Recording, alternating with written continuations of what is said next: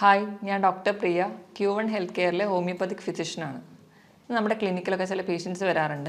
ബി.പിക്ക് continuous ആയിട്ട് മരുന്ന് കഴിക്കുന്നുണ്ട്, പക്ഷേ ബി.പി കൺട്രോൾ ആവുന്നില്ല. അതുപോലെ കാൽപാദത്ത്, അതുപോലെ മുഖത്തൊക്കെ നീരൊക്കെ ആയിട്ട്. ഇതൊക്കെ ഒരു പരിധിവരെ വൃക്കകൾക്കുള്ള രോഗങ്ങൾക്കുണ്ടാവാം. ഇന്ന് നമുക്ക് എന്തൊക്കെ ലക്ഷണങ്ങളാണ് ശരീരം കാണിക്കുന്നത് വൃക്കരോഗങ്ങളുണ്ടെങ്കിൽ എന്ന വിഷയത്തെക്കുറിച്ച് സംസാരിക്കാം. നമ്മുടെ ശരീരത്തിൽ ഒരു ജോഡി വൃക്കകളാണുള്ളത്. നമ്മുടെ നട്ടലിനെ രണ്ട് വശത്തായിട്ട് സ്ഥിതി ചെയ്യുന്നു. 150 ഗ്രാം ഭാരമാണ് ഇതിനുള്ളത്. നമ്മുടെ ശരീരത്തിലെ മാലിന്യങ്ങളെയൊക്കെ മൂത്രത്തിലൂടെ പുറന്തള്ളലാണ് പ്രധാന ഫംഗ്ഷൻ. ഇതിനായിട്ട് ഒരു മിനിറ്റിൽ ഏകദേശം 1.25 ലിറ്റർ രക്തം ശുദ്ധീകരിക്കപ്പെടുന്നു. അതായത് ഏകദേശം ഒരു 4 മിനിറ്റ് കൊണ്ട് നമ്മുടെ ശരീരത്തിലെ മൊത്തം രക്തത്തെ ഒരു തവണ ശുദ്ധീകരിക്കാനുള്ള കഴിവ് നമ്മുടെ വൃക്കകൾക്കുണ്ട്. ഈ മാലിന്യങ്ങളെ പുറന്തള്ളുന്നതിന് പുറമെ നമ്മുടെ ശരീരത്തിലെ ലവണങ്ങളെയും അല്ലെങ്കിൽ മറ്റ് ധാതുക്കളുടെ ലെവലൊക്കെ മെയിൻറ്റെയിൻ ചെയ്യാനും, അതുപോലെ നമ്മുടെ വൈറ്റമിൻ ഡി, നമ്മുടെ എല്ലുകൾക്കും പല്ലുകൾക്കൊക്കെ ബലം നൽകുന്ന വൈറ്റമിൻ ഡിയുടെ ആക്റ്റീവ് ഫോമിൽ എത്തിക്കാനും, അതുപോലെ തന്നെ നമ്മുടെ ചുവന്ന രക്താണുക്കളെ ഉൽപ്പാദിപ്പിക്കാൻ വേണ്ടിയിട്ടുള്ള എറിത്രോപോയിറ്റിൻ എന്ന് പറയുന്ന ഹോർമോൺ ഉൽപ്പാദിപ്പിക്കാനും ഒക്കെ നമുക്ക് വൃക്കകളുടെ സഹായം ആവശ്യമാണ്. ഇതോടൊപ്പം തന്നെ നമ്മുടെ ബി.പി കൺട്രോൾ ചെയ്യുന്ന ഫംഗ്ഷനും വൃക്കകൾ ചെയ്യുന്നുണ്ട്. ഈ വൃക്കകളുടെ പൂർണ്ണമായ സ്തംഭനം നമ്മൾ പ്രധാനമായിട്ടും രണ്ടായിട്ട് തരംതിരിച്ചിട്ടുണ്ട്. അതിൽ ഫസ്റ്റ് വണ്ണാണ് അക്യൂട്ട് അല്ലെങ്കിൽ താൽക്കാലികമായിട്ടുള്ള സ്തംഭനം. ഇത് എന്തുകൊണ്ടൊക്കെ ഉണ്ടാവുന്നു നോക്കാം. പ്രധാനമായും ഇതിൽ അണുബാധകളൊക്കെ ഉണ്ടാകുമ്പോഴാണ് അക്യൂട്ടായിട്ട് കിഡ്നി ഫെയിലിയർ വരിക. മെയിൻലി മലേറിയ അല്ലെങ്കിൽ എലിപ്പനി, ഡെങ്കിപ്പനി തുടങ്ങിയ അസുഖങ്ങൾക്ക് ശേഷം നമുക്ക് കിഡ്നി ഫെയിലിയറുകൾ വരാം.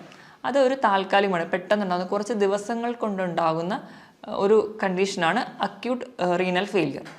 ഇത് നമുക്ക് പെട്ടെന്നുണ്ടാകുന്ന ചികിത്സകളിലൂടെയൊക്കെ നമുക്ക് കിഡ്നിയെ പഴയ ഫംഗ്ഷനിലോട്ട് തിരിച്ചെത്തിക്കാൻ പറ്റും. ഇനി നമുക്ക് രണ്ടാമതായി കാണുന്നതാണ് ക്രോണിക് റീനൽ ഫെയിലിയർ അല്ലെങ്കിൽ സ്ഥിരമായിട്ടുള്ള കിഡ്നി ഫെയിലിയറുകൾ. അതെന്തുകൊണ്ടൊക്കെ ഉണ്ടാവുന്നത് നോക്കാം. അണുബാധകൾ കൊണ്ടുവരാം, അല്ലെങ്കിൽ ജനിതകമായ മറ്റ് രോഗങ്ങൾ കൊണ്ടുവരാം, അല്ലെങ്കിൽ കണ്ടിന്യൂസ് ആയിട്ടുള്ള സ്റ്റോൺ കിഡ്നിയിൽ ഉണ്ടാവുന്നതുകൊണ്ട്, അതുപോലെ തന്നെ ബി.പി, ഷുഗർ തുടങ്ങിയ രോഗങ്ങളുള്ളവർക്കും ക്രോണിക്കായിട്ട് നിന്ന് അത് കിഡ്നി ഫെയിലിയറിലോട്ട് പോകാം. ഇത് നമ്മൾ തുടക്കത്തിലൊക്കെ അറിയുകയാണെങ്കിൽ നമുക്ക് ചികിത്സിച്ചാൽ ഒരു പരിധി വരെ കൺട്രോൾ ചെയ്യാം. അല്ലെങ്കിൽ കുറച്ചുകൂടെ ഡെവലപ്ഡ് ആയി പോവുകയാണെങ്കിൽ നമുക്ക് ഡയാലിസിസിലോടൊക്കെ പോവേണ്ടി വരുന്നുണ്ട്. ഇനി കിഡ്നിയുടെ രോഗങ്ങളൊക്കെ നമുക്ക് എങ്ങനെ തിരിച്ചറിയാമെന്ന് നോക്കാം. അതിന് പ്രധാനമായി നമ്മൾ ചെയ്യുന്നത് ഒന്നെങ്കിൽ ബ്ലഡ് ടെസ്റ്റ് അല്ലെങ്കിൽ യൂറിൻ ടെസ്റ്റാണ്. ബ്ലഡ് ടെസ്റ്റ് ചെയ്യുമ്പോൾ ആദ്യം നമ്മൾ ഹീമോഗ്ലോബിൻ ലെവൽ നോക്കുമ്പോൾ കിഡ്നി കംപ്ലയിൻ്റ് ഉള്ളവർക്ക് ഹീമോഗ്ലോബിൻ്റെ അളവ് കുറഞ്ഞിരിക്കുന്നത് കാണാം. രണ്ടാമതായിട്ട് നമ്മൾ കിഡ്നി ഫംഗ്ഷൻ ടെസ്റ്റ് ചെയ്യും. അതിൽ യൂറിയയും ക്രിയാറ്റിനുമാണ് നമുക്ക് കൂടുതൽ ഇമ്പോർട്ടൻസ് നൽകുന്നത്. യൂറിയയുടെ നോർമൽ ലെവൽ എന്ന് പറയുന്നത് 5 to 20 ആണ്. അത് കിഡ്നി പേഷ്യൻസിൽ കൂടുതലായിട്ട് നിൽക്കുന്നത് കാണാം. ക്രിയാറ്റിൻ്റെ ലെവൽ 0.6 to 1.2 ആണ്. ഒരു 1.5 മുകളിലെത്തുമ്പോൾ തൊട്ടേ നമ്മൾ കുറച്ചുകൂടി ശ്രദ്ധിക്കേണ്ടിയിരിക്കുന്നു.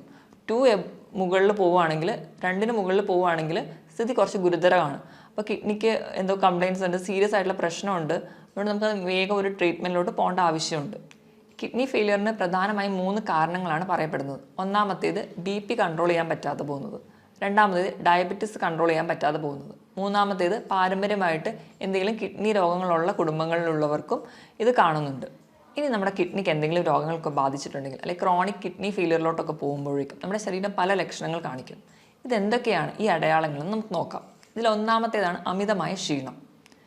അമിതമായ ക്ഷീണം എന്ന് പറയുമ്പോൾ തന്നെ തളർച്ച, അമിതമായ കിതപ്പ്, അതുപോലെ തന്നെ തലവേദന, തലകറക്കം, അതുപോലെ ഒന്നിലും കോൺസെൻട്രേറ്റ് ചെയ്യാൻ പറ്റാതെ വരുന്നൊരു കണ്ടീഷൻ. ഇതിന് പ്രധാന കാരണം നമ്മുടെ ശരീരത്തിൽ യൂറിയയുടെ അളവ് കൂടുതലായി നിൽക്കുന്നത് കൊണ്ടാണ്. ഇതോടൊപ്പം തന്നെ നമ്മുടെ രക്തത്തിൽ HBയുടെ അളവ് കുറയുന്നത് കൊണ്ട് നമുക്ക് വിളർച്ച ഉണ്ടാകുന്നതായും കാണാം. ഇനി രണ്ടാമത്തെ ലക്ഷണമാണ് ഉറക്കക്കുറവ്. നമുക്ക് നല്ല ക്ഷീണം ഉണ്ടെങ്കിലും നമുക്ക് ഒരു ഡീപ്പ് സ്ലീപ്പ് കിട്ടത്തില്ല, ഒരു മയക്കം മാത്രമേ ഉണ്ടാവുള്ളൂ. ഇപ്പോൾ ഉറങ്ങുകയാണെങ്കിൽ തന്നെ കൂർക്കം വലി ഉണ്ടാവുന്നതായി കാണാം. അതുപോലെ തന്നെ നമ്മുടെ അടുത്ത് കിടക്കുന്ന ആൾക്ക് നമ്മുടെ മൂക്കിൽ നിന്ന് വരുന്ന ശ്വാസത്തിന് ഒരു മൂത്രത്തിൻ്റെ ഗന്ധം അനുഭവപ്പെടുന്നതായി കാണാം. ഇതിന് കാരണവും നമ്മുടെ രക്തത്തിൽ യൂറിയയുടെ അളവ് കൂടുതലായി നിൽക്കുന്നത് കൊണ്ടാണ്. മൂന്നാമത് നമ്മുടെ ശരീരം കാണിക്കുന്ന ഒരു ലക്ഷണമാണ് സ്കിന്നിന് ഉണ്ടാകുന്ന ചേഞ്ചസ്. സ്കിന്നിന് പ്രത്യേകിച്ച് ഒരു കോസ് ഒന്നും ഇല്ലാതെ സ്കിന്നിന് ഭയങ്കരമായിട്ട് ചൊറിച്ചിൽ വരാം. പ്രധാനമായും നമ്മുടെ കാൽമുട്ടിന് താഴെയുള്ള ഭാഗത്താണ് ചൊറിച്ചിൽ കാണാറ്. ഇപ്പോൾ ഡയബറ്റീസും കൂടെ ഉള്ള കിഡ്നി പേഷ്യൻസിനാണെങ്കിൽ ഇതിൽ കാലിൻ്റെ ആ ഭാഗത്ത് കറുത്ത നിറം കൂടി കാണാം. ഇതിന് കാരണം മൂത്രത്തിലൂടെ നമ്മുടെ പോയിസണസ് ആയിട്ടുള്ള സബ്സ്റ്റൻസ് ഒന്നും പുറന്തള്ളാതെ അത് നമ്മുടെ രക്തത്തിലായി തന്നെ നിൽക്കുന്നത് കൊണ്ടാണ് ഇങ്ങനെ ചൊറിച്ചിലും അതുപോലെ ഈ കറുത്ത നിറമൊക്കെ കാണുന്നത്.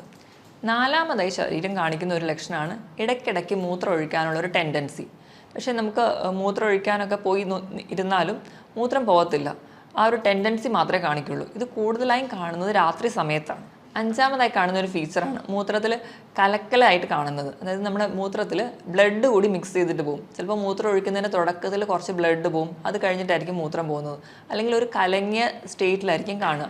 നമ്മൾ ചെളി വെള്ളത്തിൽ കുഴച്ച പോലെ ഒരു കലങ്ങിയ അവസ്ഥയിൽ ആണ് യൂറിൻ പോവാറ്. നമ്മൾ എത്ര വെള്ളം കുടിച്ചാലും ഇതൊരു കലക്കലായി തന്നെ തുടരുന്നെങ്കിൽ അതെന്തെങ്കിലും ഒരു കിഡ്നി ഡിസീസ് ഉള്ളവരിലാണ് കൂടുതലായും കാണുന്നത്. ആറാമതായി കാണുന്ന ഒരു ഫീച്ചറാണ് മൂത്രത്തിൽ പതയായിട്ട് കാണുന്നത്. അത് നമ്മുടെ മുട്ടയുടെ വെള്ളയൊക്കെ എടുത്ത് അടിച്ച് പതപ്പിച്ച് കഴിഞ്ഞാൽ നമ്മുടെ പാത്രത്തിൻ്റെ സൈഡിൽ ഇങ്ങനെ കുമിള പോലെ പറ്റി പിടിച്ചിരിക്കുന്നില്ലേ, ആ ഒരു സ്റ്റേറ്റിൽ നമ്മുടെ മൂത്രം പോകുമ്പോൾ കാണാൻ പറ്റും. അതുപോലെ കുമിളകളൊന്നും പൊട്ടാതെ പതയായിട്ട് തന്നെ നിൽക്കുന്നുണ്ടെങ്കിൽ അതും ഒരു കിഡ്നി ഡിസീസിനുള്ള ഒരു അടയാളമായിട്ട് കാണുന്നു. ഇനി ഏഴാമതായി ശരീരം കാണിക്കുന്ന ഒരു ലക്ഷണമാണ് കണ്ണിന് ചുറ്റുമുള്ള തടിപ്പ്, അല്ലെങ്കിൽ നമ്മൾ അതിനെ പഫിനെസ് എന്ന് പറയും. ഇതിന് പ്രധാന കാരണം എന്ന് വെച്ച് കഴിഞ്ഞാൽ നമ്മുടെ ശരീരത്തിന് ആവശ്യമായിട്ടുള്ള പ്രോട്ടീനുകൾ കിഡ്നി വഴി പുറന്തള്ളുകയും അതിന് പകരം പോയിസണസ് ആയിട്ടുള്ള സബ്സ്റ്റൻസ് രക്തത്തിൽ അടിയുന്നതും കൊണ്ടാണ്. നമ്മൾ കിഡ്നി വഴി നമ്മുടെ ശരീരത്തിന് ആവശ്യമുള്ള പ്രോട്ടീൻ പോകുന്നതിനോടൊപ്പം തന്നെ നമ്മുടെ മസിലുകളിലുള്ള പ്രോട്ടീനും അവ പുറന്തള്ളുന്നു. അപ്പോൾ നമ്മുടെ മസിൽസൊക്കെ കുറച്ചുകൂടെ വീക്കാവും. അതുപോലെ കിഡ്നി പേഷ്യൻസൊക്കെ ഇങ്ങനെ മെലിഞ്ഞ് വരുന്നതായിട്ട് നമുക്ക് കാണാം. ഇനി എട്ടാമതായിട്ട് ശരീരം കാണിക്കുന്ന ഒരു ഫീച്ചറാണ് കാൽപാദത്തിലൊക്കെ നീരുണ്ടാവുന്നത്. ഇതിന് പ്രധാന കാരണം എന്ന് വെച്ചിട്ടുണ്ടെങ്കിൽ നമ്മുടെ കിഡ്നിയുടെ എന്തെങ്കിലും ഡിസീസസ് വന്ന് കിഡ്നി ഫെയിലിയർ ആയിട്ടുണ്ടെങ്കിൽ നമ്മൾ വേണ്ടത്ര രീതിയിൽ ബ്ലഡൊക്കെ ഒന്നും പ്യൂരിഫൈ ചെയ്യാതെ പോകും. അപ്പോൾ ഈ ഫ്ലൂയിഡ് എല്ലാം കൂടി റിട്ടെയിൻ ചെയ്യുന്നതുകൊണ്ട് ഫ്ലൂയിഡ് ഇങ്ങനെ കെട്ടിക്കിടക്കുന്നതുകൊണ്ടാണ് കാൽപാദത്തിന് നീര് വരിക. പല കാരണങ്ങൾ കൊണ്ട് നമുക്ക് കാലിലൊക്കെ നീര് വരാം. ചില സന്ധിവാതങ്ങൾ കൊണ്ടുവരാം, അല്ലെങ്കിൽ യൂറിക് ആസിഡിൻ്റെ പ്രശ്നം കൊണ്ടൊക്കെ വരാം.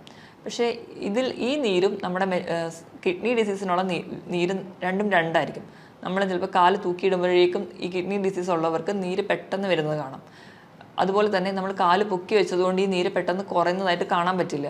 ഇത് തന്നെ വെച്ച് നമുക്ക് ഡിഫറൻഷ്യേറ്റ് ചെയ്യാം, ഇത് കിഡ്നി ഡിസീസസ് കൊണ്ടാണോ അതോ മറ്റ് സന്ധി രോഗങ്ങൾ കൊണ്ടാണോ ഉണ്ടാവുന്നതെന്ന്.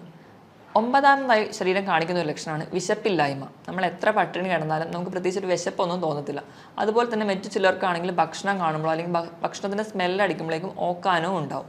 ഇതിന് കാരണവും നമുക്ക് ശരീരത്തിലെ യൂറിയയുടെ അളവ് കൂടുമ്പോൾ അത് കിഡ്നിക്ക് മുകളിൽ കരളിനെയും ബാധിക്കുന്നു.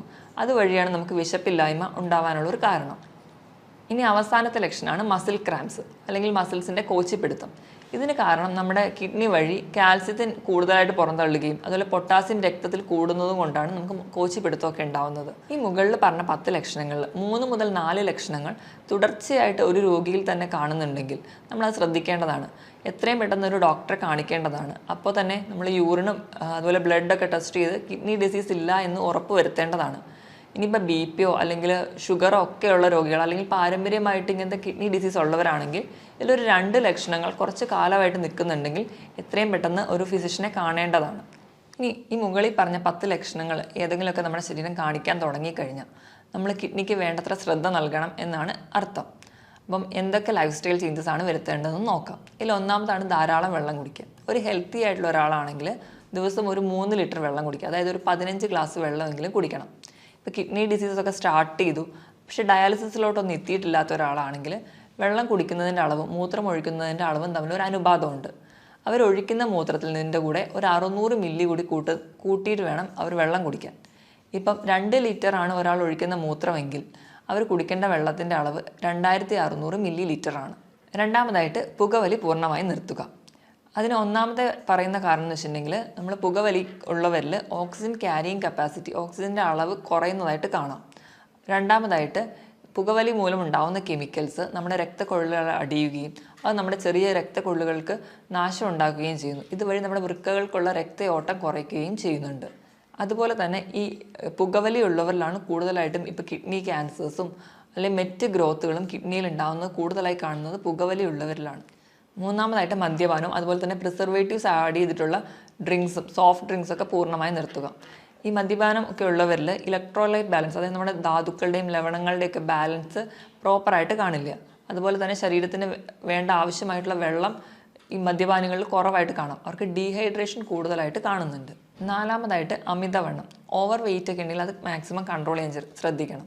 അമിതവണ്ണമുള്ളവർക്കൊക്കെ വൃക്കയിലിൻ്റെ മുകളിൽ ഉണ്ടാകുന്ന ഓവർലോഡ് അല്ലെങ്കിൽ പ്രഷർ കൂടുതലാണ്. അത് നമ്മുടെ വൃക്കകൾക്ക് പെട്ടെന്ന് രോഗങ്ങൾ ഉണ്ടാവാനുള്ള കാരണമാകുന്നു. അതുകൊണ്ട് തന്നെ അമിതവണ്ണമുള്ളവരാണെങ്കിൽ അത് കൺട്രോൾ ചെയ്യാൻ ശ്രദ്ധിക്കുക. അതിനായിട്ട് കൃത്യമായിട്ട് വ്യായാമം ചെയ്യുക. ആഴ്ചയിൽ 5 ദിവസമെങ്കിലും കഴിയുന്നൊരു 45 മിനിറ്റ് മുതൽ 1 മണിക്കൂർ വരെ ചെറിയ തോതിലുള്ള വ്യായാമങ്ങൾ, രാവിലെ എണീറ്റ് നിരപ്പായ സ്ഥലത്തൂടെ നടക്കുക, അതായത് പറ്റുന്ന രീതിയിലുള്ള എക്സസൈസുകളൊക്കെ ചെയ്യുക. ഇത് നമ്മുടെ ശരീരം കുറച്ചുകൂടി ഹെൽത്തി ആയിട്ട് നിൽക്കും. അതുപോലെ തന്നെ വണ്ണം കുറയ്ക്കാം, ബിപിയും ഷുഗറും ഒക്കെ കൺട്രോൾ ചെയ്യാൻ പറ്റും. അതുപോലെ തന്നെ എല്ലാ ഭാഗത്തേക്കുള്ള ബ്ലഡ് സപ്ലൈ പ്രോപ്പറായിട്ട് നടത്താനും വ്യായാമത്തിന് സഹായിക്കും.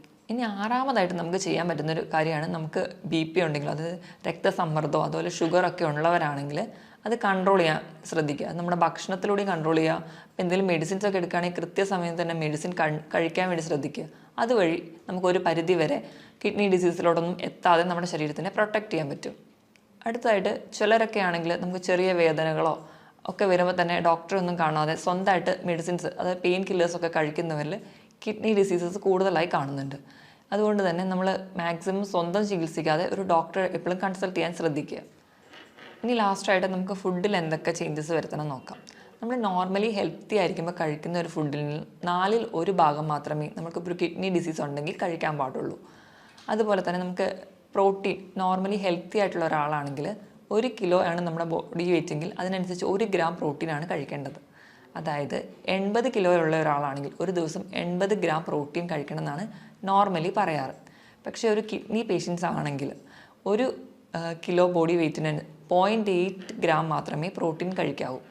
അതായത് ഒരു 70 കിലോ ഉള്ള ഒരാളാണെങ്കിൽ 40 ഗ്രാം പ്രോട്ടീൻ മാത്രമേ ഒരു ദിവസം കഴിക്കാൻ പാടുള്ളൂ.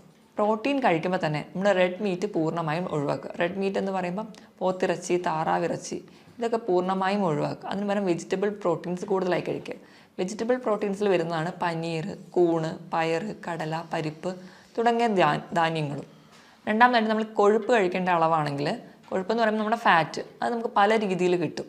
നമുക്ക് മുട്ടയുടെ മഞ്ഞയിൽ നിന്ന് കിട്ടാം, മീൻ കഴിക്കുന്ന വഴി കിട്ടാം, നമ്മൾ ഉപയോഗിക്കുന്ന എണ്ണ, നെയ്യ് ഇതിൽ നിന്നൊക്കെ നമുക്ക് കൊഴുപ്പ് കിട്ടും.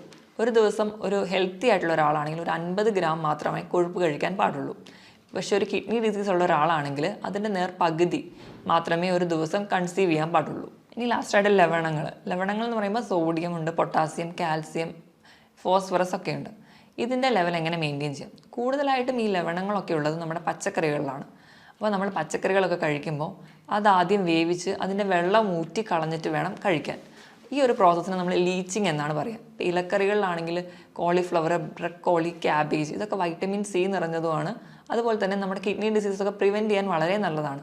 പക്ഷേ ഇതൊക്കെ കഴിക്കുന്നതിനോടൊപ്പം തന്നെ ഇത് വേവിച്ച് ഇതിൻ്റെ വെള്ളം ഊറ്റി കളഞ്ഞിട്ട് വേണം കഴിക്കാനെന്ന് ശ്രദ്ധിക്കുക. പൊതുവെ എല്ലാ രോഗങ്ങൾക്കും നമ്മൾ ഫ്രൂട്ട്സും വെജിറ്റബിൾസും ആണ് കൂടുതലായിട്ട് കഴിക്കാൻ പറയുക. ഇപ്പം നമ്മൾ ഫ്രൂട്ട്സ് കഴിക്കുകയാണെങ്കിലും ഒരു പരിധിയിൽ കൂടുതൽ കഴിക്കരുത്. കാരണം ഫ്രൂട്ട്സിലൊക്കെ കൂടുതലും പൊട്ടാസ്യമാണ് അടങ്ങിയിരിക്കുന്നത്. അപ്പോൾ പൊട്ടാസ്യം കൂടുതൽ ചെന്നിട്ടുണ്ടെങ്കിൽ അത് കിഡ്നി ഡിസീസിന് കൂടുതൽ ബുദ്ധിമുട്ടുണ്ടാക്കുകയേ ഉള്ളൂ. അപ്പോൾ പൊട്ടാസ്യം കുറഞ്ഞുള്ള ഫ്രൂട്ട്സാണ് ആപ്പിള്, പൈനാപ്പിൾ, അതുപോലെ തന്നെ ബെറി. ഇതിലൊക്കെ പൊട്ടാസ്യം വളരെ കുറവാണ്. ഇതൊക്കെ കൂടുതലായിട്ടും കഴിക്കാൻ വേണ്ടി ശ്രദ്ധിക്കുക. അതുപോലെ പേരയ്ക്ക പൊട്ടാസ്യം കുറഞ്ഞൊരു ഫ്രൂട്ടാണ്. ഇനി പൊട്ടാസ്യം കുറച്ച് കൂടുതലായിട്ട് നിൽക്കുന്ന ഫ്രൂട്ട്സുകളാണ് മാതളം, അതുപോലെ ഓറഞ്ച്, ഏത്തപ്പഴം, അതുപോലെ കരിക്കിലും പൊട്ടാസ്യം കൂടുതലായിട്ട് നിൽക്കുന്നുണ്ട്. കരിക്കൊക്കെ കിഡ്നി പേഷ്യൻസ് സ്ഥിരമായിട്ട് ഉപയോഗിക്കാതിരിക്കുന്നതാണ് നല്ലത്. ഇനിയിപ്പോൾ നമ്മൾ ഏത്തപ്പഴമൊക്കെ കഴിക്കുകയാണെങ്കിൽ അത് പുഴുങ്ങി കഴിക്കുമ്പോൾ പൊട്ടാസ്യം ഒരുപാട് വെള്ളത്തിലൂടെ നഷ്ടപ്പെടുന്നുണ്ട്. അപ്പോൾ കുറച്ചും കൂടി കിഡ്നി ഡിസീസ് ഉള്ളവർ ഏത്തപ്പഴമൊക്കെ പുഴുങ്ങി കഴിക്കുന്നതാണ് കുറച്ച് കൂടുതൽ ബെറ്റർ. ഇനി ഉപ്പിൻ്റെ അളവ് പറയുകയാണെങ്കിൽ കിഡ്നി പേഷ്യൻസ് ഒക്കെ ഉണ്ടെങ്കിൽ ഒരു 4 ഗ്രാമിൽ കുറവ് ഉപ്പ് മാത്രമേ ഒരു ദിവസം ഉപയോഗിക്കാൻ പാടുള്ളൂ. ഇപ്പം നമ്മുടെ വീട്ടിലൊക്കെ ആരെങ്കിലും കിഡ്നി പേഷ്യൻസ് ഒക്കെ ഉണ്ടെങ്കിൽ നമ്മൾ ഭക്ഷണം പാചകം ചെയ്യുമ്പോൾ എപ്പോഴും ഉപ്പിടാതെ പാചകം ചെയ്യുക. എന്നിട്ട് അവർക്ക് വേണ്ടിയിട്ടുള്ള ഒരു പോർഷൻ മാറ്റി വെച്ച് അതിൽ വളരെ കുറച്ച് ഉപ്പ് മാത്രം ചേർക്കുക. എങ്കിൽ മാത്രമേ നമുക്ക് ആ ഉപ്പിൻ്റെ ലെവൽ മെയിൻറ്റെയിൻ ചെയ്യാൻ പറ്റുള്ളൂ. നമുക്കറിയാം നമ്മൾ സയൻസും അല്ലെങ്കിൽ മെത്തേഡ്സൊക്കെ ഇത്രയും ഡെവലപ്ഡ് ആയിട്ട് നിൽക്കുന്ന ഒരു സ്റ്റേജിലാണെങ്കിൽ പോലും കിഡ്നിയെ പോലെ തന്നെ ഏറ്റവും ചെറിയ മൈന്യൂട്ടായിട്ടുള്ള മാലിന്യങ്ങൾ പോലും പുറന്തള്ളാൻ പറ്റുന്ന ഒരു മെക്കാനിസം അല്ലെങ്കിൽ ഒരു മെഷീനും ഇന്ന് വരെ കണ്ടുപിടിക്കാൻ പറ്റിയിട്ടില്ല. ഇപ്പോൾ ഡയാലിസിസ് മെഷീൻസും ഒക്കെ ഉണ്ടെങ്കിലും അതും ഒരു കിഡ്നി ഫംഗ്ഷൻ ചെയ്യുന്ന പോലെ നമുക്ക് ഫംഗ്ഷൻ ചെയ്യാൻ പറ്റത്തില്ല. അപ്പോൾ മുകളിൽ പറഞ്ഞ പോലെ കൃത്യമായിട്ട് ഡയറ്റും അല്ലെങ്കിൽ കൃത്യമായിട്ട് തന്നെ നമ്മളെ ജീവിതശൈലികളിലൊക്കെ മാറ്റം വരുത്തിയാലും അല്ലെങ്കിൽ കൃത്യമായി വ്യായാമം ചെയ്യുന്നത് വഴി ഒരു പരിധി വരെയൊക്കെ നമുക്ക് കിഡ്നി ഡിസീസസ് കൺട്രോൾ ചെയ്യാൻ പറ്റും. ഇതിനോടൊപ്പം തന്നെ കിഡ്നി രോഗങ്ങൾക്കുള്ള ഫലപ്രദമായ ചികിത്സയും ഹോമിയോപ്പതിയിലൂടെ ലഭ്യമാണ്. ഇനി മറ്റൊരു ഹെൽത്ത് ടോപ്പിക്കുമായിട്ട് വീണ്ടും കാണുന്നതുവരെ നന്ദി.